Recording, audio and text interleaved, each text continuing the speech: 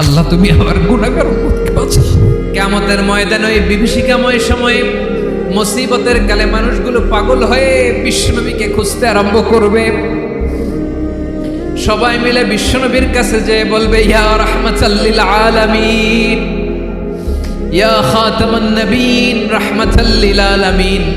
দেখেন আমাদের কি অবস্থা, কি কঠিন বিপদে আমরা আছি, দাঁড়াতে পারি না, সূর্যের আলোতে ঘেমে হয়রান। আজকে কেউ সুপারিশ করতে পারবে না। সব নবীরা অপারগতা স্বীকার করেছে, তারা বলেছে আপনি ছাড়া কেউ নাকি আল্লাহর সামনে দাঁড়াতে পারবেন না, আপনি একটু সুপারিশ করেন। বিশ্বনবী বলবেন, আসো আসো, আজকের দিনে আমি ছাড়া আল্লাহর সামনে কেউ দাঁড়াতে পারবে না। যে বিভীষিকাময় সময়ে প্রত্যেক নবী বলেছেন আমি পারবো না, প্রত্যেক নবী বলেছেন নাফসি নাফসি, আমার কি হবে আমি জানি না, আল্লাহ আমারে বাঁচাও। প্রতিটি নবী বলবেন নাফসি নাফসি, আল্লাহ তুমি আমারে বাঁচাও আমারে বাঁচাও। বিশ্বনবী মাথা তুলবেন, তুলে বলবেন রব্বি হাবলি উম্মতি, আল্লাহ তুমি আমার গুনাহগার উম্মতকে বাঁচাও।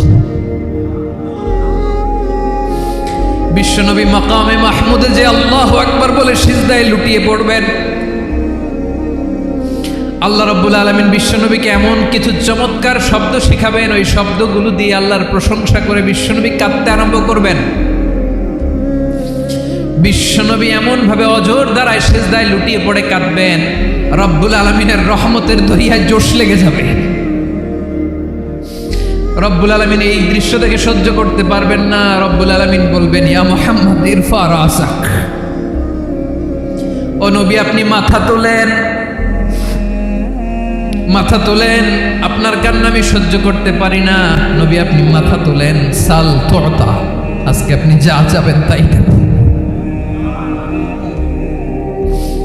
নবী আপনি সিজদা থেকে মাথা তুলেন, সাল তুতা, যা চাবেন তাই দেব।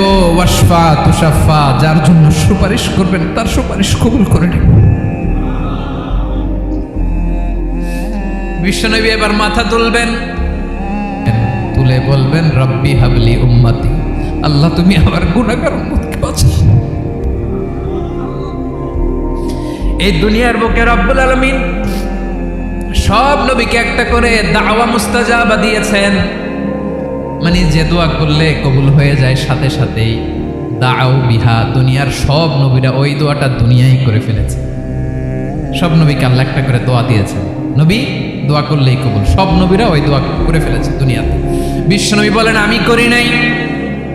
ওয়া ইন্নী আখতাবিউ দাওয়াতি শাফাআতান লি উম্মতি ইয়াউমাল কিয়ামাহ, আমার ওই স্পেশাল দোয়াটা আমি দুনিয়ার বুকে কঠিন বিপদে পড়েও কোনোদিন করি নাই। আমি আমার স্পেশাল দোয়াটা কিয়ামতের দিন আমার গুনাহগার উম্মতকে সুপারিশের জন্য রেখে দিয়েছি।